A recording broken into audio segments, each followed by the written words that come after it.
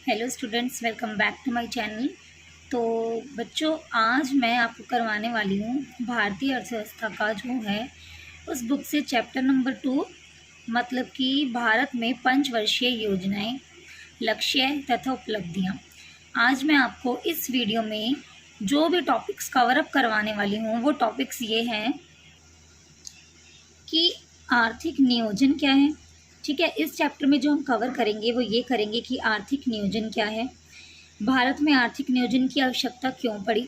आर्थिक नियोजन मतलब कि वो जो अर्थव्यवस्था है उसकी प्लानिंग करना, ठीक है, किस तरह से अर्थव्यवस्था को तरक्की तक लेकर जाया जाए, तो वो क्या है वो हम इसमें कवर करेंगे। भारत में क्यों ज़रूरी है आर्थिक नियोजन करना वो हम इसमें पढ़ेंगे। ठीक है, निदेशात्मक नियोजन और व्यापक नियोजन क्या है, अर्थव्यवस्थाओं के प्रकार क्या है। ठीक है, अर्थव्यवस्था जो है वो कितने कितने प्रकार की है वो इस चैप्टर में हम कवर अप करने वाले हैं। ठीक है, भारत में नियोजन के दीर्घकालीन और अल्पकालीन लक्ष्य क्या है, छोटे लक्ष्य क्या हैं, बड़े लक्ष्य क्या हैं। 1991 तक नियोजन के अंतर्गत अपनाई गई आर्थिक नीति की विशेषताएं क्या है। ठीक है, आर्थिक नीति जो है उसकी क्या विशेषताएं हैं वो देखेंगे हम इसमें। नियोजन की सफलताएं और असफलताएं, कि ये नियोजन करने से हमें क्या सफलता प्राप्त हुई और किन किन चीज़ों में हमें हार हुई, तो वो सभी चीज़ें जो है हम इस चैप्टर में पूरा कवर करने वाले हैं। तो हर एक पॉइंट को अच्छे से समझने के लिए वीडियो में एंड तक बने रहें। तो चलिए हम स्टार्ट करते हैं। हमारा फर्स्ट पॉइंट है कि आर्थिक नियोजन क्या है, ये हमारा फर्स्ट पॉइंट है। तो देखिए, आर्थिक नियोजन मतलब कि इकोनॉमिक प्लानिंग।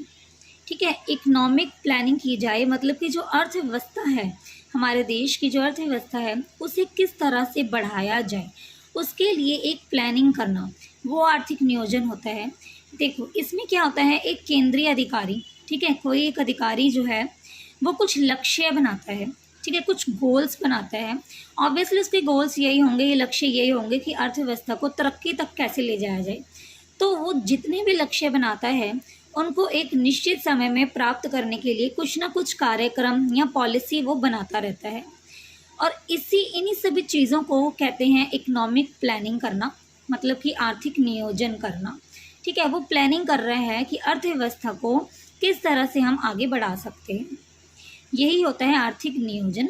इसकी यहाँ पर एक डेफिनेशन भी है कि आर्थिक नियोजन का अर्थ है स्वीकृत राष्ट्रीय प्राथमिकताओं के अनुसार देश के संसाधनों का विभिन्न विकासात्मक क्रियाओं में प्रयोग करना। मतलब कि देश में जितने भी संसाधन है स्वीकृत राष्ट्रीय प्राथमिकताओं के अनुसार, ठीक है, जितनी भी हमारी राष्ट्रीय प्राथमिकताएं हैं, ठीक है, जो भी हमारी ज़रूरी चीज़ें हैं जो हमें सबसे पहले चाहिए, उसके अनुसार देश के जो संसाधन हैं, संसाधन जितने भी हैं, जैसे कि व्यक्तिगत संसाधन भी हो गए, जो भी संसाधन हमारे देश में है उनका विकासात्मक क्रियाओं में प्रयोग करना। मतलब कि संसाधनों को सिर्फ एक ही चीज़ में नहीं लगाना, हर एक जगह पर संसाधनों का प्रयोग करके आर्थिक व्यवस्था को बढ़ाना। ठीक है, ये होता है आर्थिक नियोजन। देखिए, यहाँ पर एक और लाइन है, इसका मुख्य केंद्र होता है। ठीक है, इस नियोजन में जो मुख्य केंद्र है, मेन पॉइंट जो है वो ये होता है कि दुर्लभ संसाधनों का किफ़ायतपूर्ण प्रबंधन करना। मतलब कि जो संसाधन कम हैं, ठीक है, उनका किफ़ायती पूर्ण प्रबंधन किया जाए, इस तरह से उनका प्रयोग किया जाए। ठीक है, कि ये देखो यहाँ पे लिखा हुआ है, इस तरीके से उनका प्रयोग किया जाए कि जीडीपी समृद्धि तो हो ही हो, मतलब कि जो देश का सकल घरेलू उत्पाद है वो तो बढ़े ही, ठीक है, पूरे देश का, साथ ही साथ सामाजिक कल्याण भी हो सके। ये नहीं कि सिर्फ अर्थव्यवस्था में ही बढ़ोतरी की जाए, साथ ही साथ लोगों का सामाजिक कल्याण भी हो सके। ठीक है, तो इस तरह से हमें आर्थिक नियोजन करना होता है। तो वही होता है आर्थिक नियोजन, जिसे एक केंद्रीय अधिकारी करता है। अब सोचने वाली बात यह है कि भारत में नियोजन की आवश्यकता क्यों पड़ी। ठीक है, भारत को अंग्रेजों से विरासत में पिछड़ी हुई और गतिहीन अर्थव्यवस्था मिली। देखो, ये तो हम चैप्टर 1 में ही पढ़ चुके हैं कि जो भारत की अर्थव्यवस्था थी वो अंग्रेजों के काल में बहुत ही ज़्यादा पिछड़ी हुई हो गई थी। तो अंग्रेजों से विरासत में पिछड़ी हुई और गतिहीन अर्थव्यवस्था मिली। उत्पादन और उत्पादकता का स्तर कम होने के कारण ये पिछड़ी हुई हो गई। ठीक है, बहुत ही कम उत्पादन यहाँ पर होता था, सारा उत्पादन तो ब्रिटेन में ही होता था। तो इसलिए ये जो अर्थव्यवस्था थी भारत की, वो बहुत ज़्यादा पिछड़ गई। जीडीपी समृद्धि दर भी मंद हो गई। ठीक है, तो ऐसी अर्थव्यवस्था को मांग तथा पूर्ति की बाजार शक्तियों पर नहीं छोड़ा जा सकता था। हम ये सिर्फ नहीं सोच सकते थे कि जितनी मांग है उतनी ही पूर्ति करेंगे, ऐसा तो कर नहीं सकते थे। ठीक है, जिससे कि वे समृद्धि और विकास का अपना मार्ग खुद ढूंढ ले, कि खुद ब खुद ही अपने आप ही अर्थव्यवस्था बढ़ती जाएगी, लोगों की मांगे बस पूरी करते रहेंगे, पूर्ति करते रहेंगे उतनी ही नहीं इसके। ठीक है, इसीलिए क्या हुआ, सरकार ने क्या किया, भारी निवेश किया। ठीक है, ये नहीं कि जितना बस लोगों को चाहिए सिर्फ उतनी ही पूर्ति होगी। अब सरकार ने भी बहुत सारा निवेश किया और आर्थिक नियोजन का मार्ग अपनाया गया। ठीक है, बहुत सारा निवेश करके, इन्वेस्टमेंट करके कुछ काम खोले। ठीक है, देश में कृषि के लिए बहुत सारे जो यंत्र वगैरह हैं वो बनाए गए ताकि कृषि में कुछ वृद्धि लाई जा सके। तो बहुत सारी जगह पर सरकार ने भी निवेश किया और अपनी आर्थिक नियोजन का मार्ग अपनाया, जिससे कि अर्थव्यवस्था जो है वो धीरे धीरे आगे बढ़ने लगी। तो चलिए पॉइंट नंबर 4 पर आते हैं हम सीधा। पॉइंट नंबर 3 जो है वो मैंने स्किप करवाया है अभी। पहले हम पॉइंट नंबर 4 करेंगे और उसके बाद हम पॉइंट नंबर 3 करेंगे। तो चलिए पढ़ते हैं, अर्थव्यवस्थाओं के क्या प्रकार हैं। देखिए, अर्थव्यवस्था जो है वो है पूंजीवादी, समाजवादी और मिश्रित अर्थव्यवस्थाएं। तो सबसे पहले हम देखते हैं कि पूंजीवादी अर्थव्यवस्था जो है वो क्या है। देखो, पूंजीवादी अर्थव्यवस्था का मतलब होता है कि एक जो व्यक्ति है वो अपने साधनों का खुद ही स्वामी होता है। ठीक है, वो व्यक्ति जो है वो अपने आर्थिक निर्णय जो है वो स्वयं लेता है। ठीक है, और वो अपने आर्थिक निर्णय किस प्रकार से लेगा, लाभ को अधिकतम करने के सिद्धांत पर ही उसके जो वो होते हैं निर्देश सारे निर्धारित होते हैं। तो जो एक पूंजीवादी अर्थव्यवस्था है, यह वह अर्थव्यवस्था है जिसमें उत्पादन के साधनों का स्वामित्व व्यक्तियों के पास होता है और व्यक्ति अपने आर्थिक निर्णय लेने के लिए स्वतंत्र होते हैं, जैसा कि लाभ अधिकतमीकरण के सिद्धांत द्वारा निर्देशित होता है। ठीक है, वो अपना लाभ अधिक से अधिक देखते हैं इसमें। इसकी विशेषताएं क्या है पूंजीवादी अर्थव्यवस्था की? तो इसकी विशेषताएं हैं, उत्पादन के साधनों पर निजी उद्यमों का स्वामित्व होता है। जितना भी उत्पादन हो रहा है, उसके जितने भी साधन हैं उसमें निजी उद्यमों का ही स्वामित्व होता है। ठीक है, जो निजी व्यक्ति हैं, निजी हैं, जो ऑनर हैं, वही उसका स्वामी होता है। उत्पादन के साधनों का उपयोग इस ढंग से किया जाता है कि लाभ अधिक से अधिक हो सके। मतलब पूंजीवादी का मतलब तुम सीधा सीधा ये समझ लो कि ये एक पर्सनल फैक्ट्री होगी किसी की, तो पर्सनली प्राइवेट फैक्ट्री है उसकी, तो वहाँ पर वो अपना ही लाभ देखेगा। सरकार की भूमिका मुख्य रूप से देश के कानून और व्यवस्था तथा सुरक्षा के रखरखाव तक ही सीमित होता है। इसमें सरकार जो है वो ज़्यादा हस्तक्षेप नहीं करती है। इसके गुण क्या हैं? देखिए, इस प्रणाली का मुख्य गुण यह है कि इसके द्वारा स्वहित का पोषण होता है। ठीक है, अपना ही पोषण वो करता है, जो स्वामी होता है वह अपना ही पोषण करता है। लाभ अधिकतम होते हैं और उसके अनुसार जीडीपी समृद्धि की गति तीव्र होती है। तो ज़्यादा से ज़्यादा लाभ होने से क्या है, हमारे देश का सकल घरेलू उत्पाद जो है वो अधिक से अधिक होता है। अच्छा, इसके अवगुण क्या है? तो इसके अवगुण भी हैं। इस प्रणाली का मुख्य अवगुण यह होता है कि यह समाज के सामूहिक हित की उपेक्षा करता है। मतलब कि ये समाज के लिए नहीं होता। ऑब्वियसली अगर कोई व्यक्ति अपनी फैक्ट्री खोलता है, उसमें वो उत्पादन कर रहा है, तो वो अपने लाभ के लिए ही करेगा, वो सामाजिक कल्याण के लिए नहीं होता है। ठीक है, वह उन्हीं वस्तुओं का उत्पादन करता है जिससे कि उसका लाभ अधिक हो सके। इसके अनुसार उत्पादन जो है वो धनी वर्ग की आवश्यकताओं को ही पूरा करते हैं, क्योंकि जो अमीर लोग हैं वो वैसा ही उत्पादन करते हैं जिसे अमीर लोग खरीद सके और उससे ज़्यादा लाभ प्राप्त हो सके। समाज के जो निर्धन वर्ग हैं वो इससे वंचित ही रह जाते हैं, वो इसे नहीं खरीद पाते हैं। ठीक है, तो इसमें सामाजिक न्याय जो है वो तो बिल्कुल ही नहीं होता है। अगला हमारा आता है समाजवादी अर्थव्यवस्था।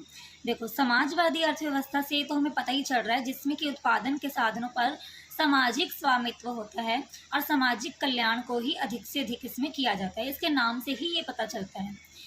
ठीक है, इसकी विशेषताएं क्या हैं? इसकी विशेषताएं हैं कि उत्पादन के साधनों पर संपूर्ण रूप से समाज का स्वामित्व होता है। यहाँ उत्पादन के साधनों का सार्वजनिक स्वामित्व होता है, मतलब कि एक ग्रुप में एक तरह से इकोनॉमिक जो है वो चलाई जाती है। उत्पादन के साधनों का उपयोग इस ढंग से किया जाता है कि लाभ अधिकतम हो सके, कि ग्रुप के जितने भी मेंबर हैं उन सभी का ही लाभ अधिक हो सके। उत्पादन की प्रक्रिया में सरकार की प्रत्यक्ष भागीदारी होती है। ठीक है, ये सरकारी होता है एक तरह से। सरकार की भूमिका केवल कानून एवं व्यवस्था तक सुरक्षा तक ही सीमित नहीं होती, बल्कि इसमें सरकार भी अपना उत्पादन के लिए निर्णय देती है। इसके गुण होते हैं कि सामाजिक अर्थव्यवस्था आय के वितरण में समानता प्राप्त करती है। ठीक है, यहाँ पर जो आय का वितरण होता है वो सभी को बराबर मिला जाता है। ये नहीं कि किसी को कम किसी को ज़्यादा आय मिलती है। ठीक है, सबको सभी के काम के आधार पर ही बराबर आय वितरण किया जाता है। विकास प्रक्रिया जो है वो समावेशी हो जाती है और सामाजिक न्याय के सिद्धांत पर आधारित होता है। जितना भी विकास किया जाता है वो सामाजिक न्याय के सिद्धांत पर ही आधारित होता है। अवगुण ये है कि इसमें लाभ कम होता है, तो इसलिए जो है जीडीपी समृद्धि की जो एक धीमी प्रक्रिया होती है। ठीक है, इसका कारण यह है कि उत्पादन लाभ जो है वो कम होता है, वही बात है। ठीक है, और इसकी बजाय यह समानता और न्याय के सिद्धांत द्वारा ही निर्देशित होती है। इसमें समानता और न्याय को ही देखा जाता है। यह इस अवगुण के कारण क्या है, सोवियत संघ और चीन जैसी पूर्व की समाजवादी अर्थव्यवस्था को नियंत्रित अर्थव्यवस्था के बाजार अर्थव्यवस्था में परिवर्तित होना पड़ा। अगला हमारा आता है कि मिश्रित अर्थव्यवस्था क्या है। देखिए यहाँ पर एक डायग्राम भी है, एक पिक्चर बनी हुई है इसमें कि प्राइवेट और पब्लिक। ठीक है, मिश्रित अर्थव्यवस्था है, प्राइवेट और पब्लिक दोनों ही हो गया। एक मिश्रित अर्थव्यवस्था है जिसमें उत्पादन के साधनों पर निजी और सार्वजनिक दोनों ही इसमें जो स्वामी है वो मिलकर काम करते हैं। उत्पादन निर्णय जो है मोटे तौर पर क्या है, लाभ के लिए ही किया जाता है, परंतु सामाजिक न्याय भी इसमें बनाकर रखना होता है। इसकी क्या विशेषता है, इसमें यह है कि उत्पादन के साधन निजी उद्यमियों के साथ साथ सरकार के स्वामित्व भी होते हैं। ठीक है, जो उत्पादन के साधन हैं उसमें निजी व्यक्ति तो उसके स्वामी भी होते हैं, लेकिन साथ ही साथ सरकार भी उसका ठीक है स्वामित्व करती है। निजी क्षेत्र में उत्पादन निर्णय लाभ अधिकतम के कारण के सिद्धांत द्वारा लिए जाते हैं, लेकिन सार्वजनिक क्षेत्र में सामाजिक कल्याण के नियम का प्रभुत्व होता है। ठीक है, वही बात है कि इसमें जो है निजी क्षेत्र की तरह सिर्फ अपना लाभ नहीं देखा जाता, बल्कि समाज का लाभ भी साथ ही साथ देखा जाता है। उत्पादन की प्रक्रिया में निजी और सार्वजनिक दोनों क्षेत्र ही महत्वपूर्ण भूमिका निभाते हैं। इसके गुण ये हैं कि मिश्रित अर्थव्यवस्था का प्रमुख गुण ये है कि पूंजीवादी अर्थव्यवस्था के साथ साथ समाज को भी ठीक है उसके गुणों से जोड़ती है। एक और जीडीपी समृद्धि को प्रोत्साहित किया जाता है क्योंकि निजी उद्यमी लाभ अधिकतम करण पर ध्यान केंद्रित करने के लिए स्वतंत्र होते हैं, और दूसरी ओर सामाजिक न्याय भी ठीक है उसे भी बढ़ावा दिया जाता है। अवगुण ये है कि मिश्रित अर्थव्यवस्था का प्रमुख अवगुण यह है कि सरकारी क्षेत्र अक्सर भ्रष्टाचार से प्रभावित होता है। ठीक है, तो इसमें कुशलता और उत्पादकता कम होती है। ठीक है, सरकारी क्षेत्र में आपको तो पता ही ज़्यादातर भ्रष्टाचार होता है, तो इसलिए इसमें कम कुशलता वाले लोग भी होते हैं क्योंकि वो रिश्वत लेकर आगे आए होते हैं। उत्पादकता कम होती है, वो उतना काम करते ही नहीं जितनी उन्हें सैलरी दी जाती है। तो इस अवगुण के कारण ही मिश्रित अर्थव्यवस्था धीरे धीरे उद्यमों के निजीकरण का चयन कर रही है। तो धीरे धीरे क्या हो रहा है, जो मिश्रित अर्थव्यवस्था है अब वो भी खत्म होती जा रही हैं और लोग अपना अपना ठीक है निजीकरण करते जा रहे हैं। तो चलिए पॉइंट नंबर 3 अब हम पढ़ेंगे। इसमें है कि निदेशात्मक नियोजन और व्यापक नियोजन क्या होता है। तो देखिए, निदेशात्मक नियोजन का मतलब होता है जिसमें मांग और पूर्ति की शक्तियाँ इस प्रकार से निर्देशित की जाती हैं कि अर्थव्यवस्था में स्थायित्व और संतुलन बना रहे, कि जो अर्थव्यवस्था है उसमें संतुलन जो है हमेशा बना रहे और जो अर्थव्यवस्था है वो स्थिर बनी रहे। तो ऐसे नियोजन में जो सरकार है ठीक है, जो राज्य है उसमें वो कोई दखलंदाजी नहीं करती है। ठीक है, ऐसी अर्थव्यवस्था जो है निजी क्षेत्र को ही सौंप दी जाती है। उसे क्या करना है क्या नहीं करना है इसमें वो अपनी ही मर्जी करती है। राष्ट्रीय हितों को कोई आँच ना आए और व्यक्तिगत लाभ अधिक हो सके, निजी क्षेत्र यही इसमें सोचता है। निदेशात्मक नियोजन का अनुसरण पूंजीवादी अर्थव्यवस्था में किया जाता है। ठीक है, जो पूंजीवादी अर्थव्यवस्था हमने पढ़ी है अभी, जिसमें कि निजी होता है, जो व्यक्ति है ठीक है उसका स्वामित्व जो है वो निजी होता है सॉरी, तो वह जो निदेशात्मक नियोजन है ठीक है वो पूंजीवादी अर्थव्यवस्था में ही किया जाता है। और इसके विपरीत जो व्यापक नियोजन है इसमें क्या होता है, इसमें सरकार स्वयं समृद्धि और विकास की प्रक्रिया में भाग लेती है। व्यापक नियोजन के अनुसरण समाजवादी अर्थव्यवस्था और मिश्रित अर्थव्यवस्था दोनों ही करते हैं। ठीक है, व्यापक में मिश्रित अर्थव्यवस्था में निजी और सार्वजनिक दोनों क्षेत्रों का सह अस्तित्व पाया जाता है, मतलब कि दोनों ही मिलकर काम करते हैं मिश्रित अर्थव्यवस्था में। तुम्हें तो पता ही है ये, अभी हमने पढ़ा ही है यहाँ पर पीछे। तो पूंजीवादी की भांति यहाँ व्यक्तिगत लाभ जो है अधिकतम प्राप्त किए जाते हैं, और साथ ही साथ जो है समाजवाद, ठीक है, समाजवाद की तरह सामाजिक लाभों को भी प्रोत्साहित किया जाता है। तो ये होता है व्यापक नियोजन करना। तो चलिए यहाँ पर एक पॉइंट और करते हैं। भारत में नियोजन के दीर्घकालीन और अल्पकालीन लक्ष्य क्या है, मतलब कि लॉन्ग पीरियड और शॉर्ट पीरियड गोल्स क्या हैं, क्या है प्लानिंग जो है भारत में दीर्घकालीन की जाती है और अल्पकालीन लक्ष्यों के लिए की जाती है। तो सबसे पहले हम पढ़ते हैं दीर्घकालीन लक्ष्य। भारत में दीर्घकालीन जो लक्ष्य हैं, ठीक है, वह 5 हैं दीर्घकालीन लक्ष्य। लॉन्ग पीरियड गोल्स जो हैं वो 5 हैं, जिसमें से सबसे पहला है सकल घरेलू उत्पाद में समृद्धि करना। ठीक है, इसका मतलब ये है कि अर्थव्यवस्था में वस्तुओं और सेवाओं के प्रवाह में वृद्धि होना, कि किस तरह से अर्थव्यवस्था में ज़्यादा से ज़्यादा वस्तुएं हम ऐड कर सकें, सेवाएं जो हैं ज़्यादा से ज़्यादा लोगों को प्राप्त करा सकें। जब समय की एक लंबी अवधि में वस्तुओं और सेवाओं के प्रवाह में निरंतर वृद्धि होती है तो यह आर्थिक समृद्धि कहलाती है, मतलब कि सकल घरेलू उत्पाद में वृद्धि होने लगती है। अगला पॉइंट आता है हमारा पूर्ण रोजगार देना। पूर्ण रोजगार से अभिप्राय ऐसी स्थिति से है जिसमें उन सभी लोगों को जो काम करने के योग्य हैं और प्रचलित मजदूरी दर पर काम करने के लिए तैयार हैं, उन सभी को रोजगार प्राप्त हो सके। कोई भी व्यक्ति जो है वो बेरोजगार ना हो। ठीक है, उन सभी लोगों को काम मिलना चाहिए जो काम करने के योग्य हैं और जो काम करने के लिए तैयार भी हैं। ठीक है, तो यह नियोजन का एक सामाजिक उद्देश्य है। ठीक है, ये भी एक लॉन्ग टर्म ही है कि सभी लोगों को रोजगार प्राप्त हो सके। अधिक से अधिक लोगों को विकास की प्रक्रिया में भाग लेना चाहिए। ठीक है, विकास के लाभों को समाज के व्यापक वर्गों में बांटा जाना चाहिए। अगला पॉइंट हमारा आता है न्याय उचित वितरण अथवा साम्य, मतलब कि आर्थिक समृद्धि अर्थहीन बनकर रह जाएगी यदि इसके लाभ जो है समाज के केवल मुट्ठी भर लोगों को ही प्राप्त होंगे। देखो, इसका मतलब ये है कि जितना भी लाभ जो है वो आर्थिक, ठीक है, समृद्धि जो है, जितना भी लाभ जो है लोग प्राप्त करते हैं, अगर वो सिर्फ थोड़े बहुत ही लोगों को दिया जाए तो बाकी के जो लोग हैं वो काम करने के लिए आगे नहीं आएंगे। तो जो लाभ है उसका वितरण जो है वो न्याय उचित होना चाहिए कि जो जिस तरह से काम करता है उसे उसी प्रकार से उसको आय दी जाए। ऐसे समाज में जहाँ धनी और अधिक धनी बन जाते हैं और निर्धन वर्ग जीवन की नितांत आवश्यकता जरूरतों को पूरा करने के लिए निरंतर संघर्ष करते हैं, वहाँ आर्थिक समृद्धि से वास्तव में कोई उद्देश्य पूर्ति नहीं होती है। मतलब कि जो धनी लोग हैं उन्हें ज़्यादा से ज़्यादा पैसे देते रहना, उनकी आय जो है ज़्यादा कर देना बहुत, और जो निर्धन है उन्हें कुछ भी ना देना, वह सिर्फ अपनी ज़रूरतों को पूरा करने के लिए संघर्ष करते रहें। तो ऐसे में जो आर्थिक समृद्धि है, ठीक है, वो नहीं हो पाएगी। समृद्धि के लाभ समाज के सभी वर्गों को होना चाहिए, जिससे आय का बंटवारा जो है न्याय उचित हो सके। आय के न्यायोचित वितरण का अर्थ होता है सामाजिक समानता, कि समाज में सभी लोग समान हैं। ठीक है, भारत में नियोजन का यह एक बहुत ही प्रमुख उद्देश्य माना जाता है कि जो आय है वो लोगों को समान स्तर पर ही प्राप्त हो, चाहे कोई गरीब है चाहे कोई अमीर है। अगर वो अपनी अच्छी पोस्ट पर आ जाता है तो उसे भी आय का जो वितरण है वो समान ही होगा। ये नहीं कि वो गरीब घर से आया है तो उसे पैसे कम दिए जाएंगे, नहीं, उसे भी बराबर आय दी जाएगी जितना कि एक अमीर आदमी को दी जाती है। फोर्थ पॉइंट है आधुनिकीकरण करना। इसका अभिप्राय है समृद्धि की प्रक्रिया में आधुनिकीकरण करना। ठीक है, जैसा कि पहले बताया गया है कि उत्पादन में वृद्धि या तो संसाधनों के स्टॉक में वृद्धि करके की जाएगी या फिर नवीनतम प्रौद्योगिकी का प्रयोग करके ही की जा सकती है। मतलब कि या तो संसाधनों को स्टॉक कर लो, बहुत सारे संसाधनों को बचा लो, लेकिन बचाकर हम कब तक रखेंगे। तो इससे अच्छा तो ये है कि हम आधुनिकीकरण करें, इस तरह से संसाधनों का प्रयोग करें कि संसाधन कम से कम लगे और उत्पादन जो है वो ज़्यादा से ज़्यादा हो।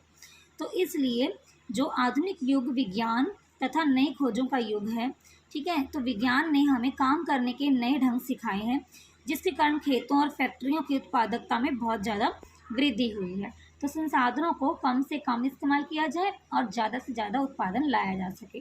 तो आधुनिकीकरण करने से भी, ठीक है, ये भारत में नियोजन का एक लक्ष्य जो है उसकी प्राप्ति होती है।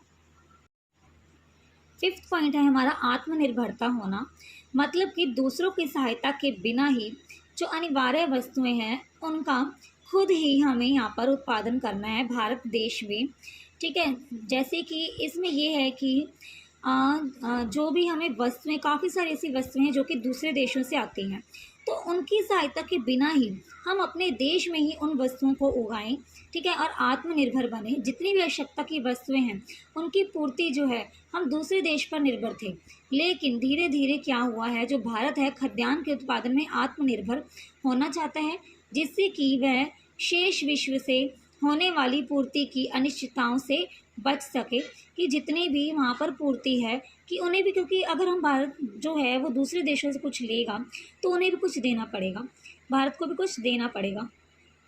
तो उनकी पूर्ति जो है वो करते करते भारत जो है वो अपनी अर्थव्यवस्था की ओर इतना ध्यान ना दे पाए। तो इससे अच्छा तो ये है कि आत्मनिर्भर बने भारत, ताकि जो भी आवश्यकताएं हैं वो अपने देश में ही पूरी की जा सकें और दूसरे देशों पर निर्भर रहना अब छोड़ दिया जाए। अब हम पढ़ेंगे अल्पकालीन लक्ष्य क्या है, मतलब कि शॉर्ट पीरियड गोल्स क्या हैं, मतलब कि छोटे छोटे गोल्स क्या हैं। तो अल्पकालीन लक्ष्य अर्थव्यवस्था की वर्तमान मांग के अनुसार प्रत्येक योजना के साथ बदलते रहते हैं, कि जिस प्रकार की देश में मांग है उसी प्रकार की योजना जो है वो करते रहेंगे। देखो इसमें फर्स्ट ये कि जब प्रथम पंचवर्षीय योजना आई थी, ठीक है, तो तब क्या हुआ था कि देश के सामने खाद्यान्न के अभाव की समस्या खड़ी हुई थी, कि खाना जो था, खाद्यान्न जो था, कृषि जो थी मतलब बहुत कम थी। तो जिसके कारण ऐसी योजनाएं बनाएगी कि जिससे कृषि जो है उसका उत्पादन अधिक से अधिक किया जाए। फिर सेकंड में आता है कि प्रथम योजना की प्राप्तियां जैसे ही हो गई, ठीक है, तो उन्होंने क्या किया, अब उन्होंने अपना ध्यान जो है कृषि से हटाकर उद्योग पर केंद्रित किया, कि अब जो उद्योगों को है उन्हें बढ़ाया जा सके। फिर तीसरी योजना में क्या हुआ, खाद्यान्न के उत्पादन में आत्मनिर्भरता पर बल दिया गया।